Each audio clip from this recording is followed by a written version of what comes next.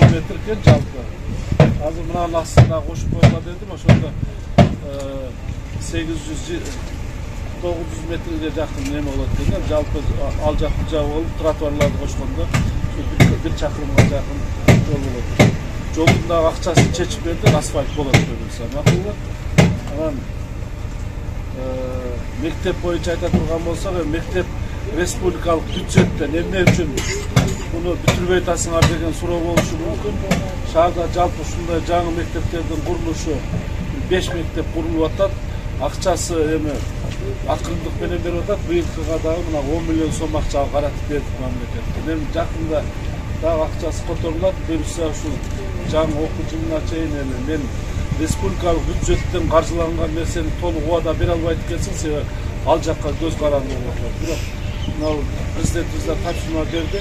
70-80% бүткөн мектептердин курулушуна акчаны толук берип бүтүргүлө деди.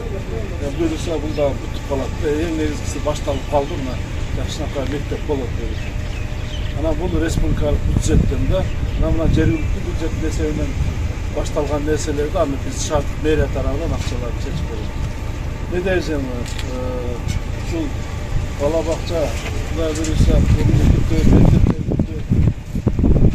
yaşayan yaşoçuların balları yaxşı bilim, tarbiye alış gerek. Gelecekte sizler oylaganda Kırgızstan'a hizmet kılgan ballardan olsun deyiz. Anan özümüzde malum bolganda şahar boyunca ben canı gelgende 3 yılım oldu. Ballardın bala bakça menen kamsız boluşu şaharda 40%dan 45%ga çeyин eкен. Biz aytkanбыз, жылына bir 2-ден 3-тен bala bakçаны kurabыз депчи. Мына Кудай буйрса 3 жылдын ичинде biz 7 bala bakçаны курдук, анын 3-өө буйрса ишке берилди. Жакын арада дагы 2 bala bakçаны ишке беребиз да. Мына 8-чи бала бакчаны буйрса Черемушкада дагы жакында анын капсуласын салабыз, ал 8-чи бала бакчада башталат. Эми бунун бала бакча курганыбыздын максаты биринчи бала ушул тарбияны бала бакчадан алат.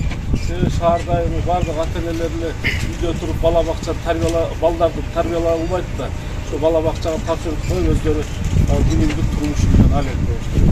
Биринчи максатыбыз ошол. Анан балага жакшы tarbiya berip, tarbiyalap koya turgan bolsok, gelecekte ошол балдар жакшы элге жерге кызмат кыла турган балдар болот деп ойлойбуз да.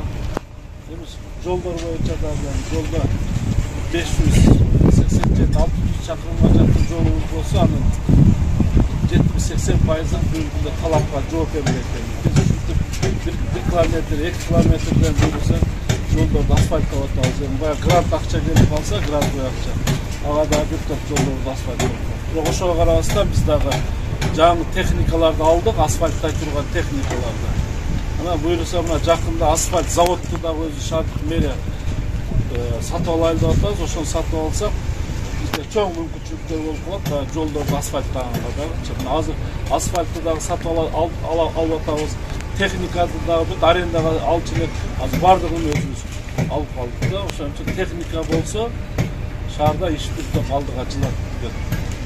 Тазалыктын деле азыр көрүп атасыңар, муну кандай машиналар менен мусорларды алчу элек. Азыр бүт өзүбүз алган техникалар менен ташып атабыз. Ошон үчүн толук шарттарды мындай түзүп бергенге аракеттер кылып атабыз.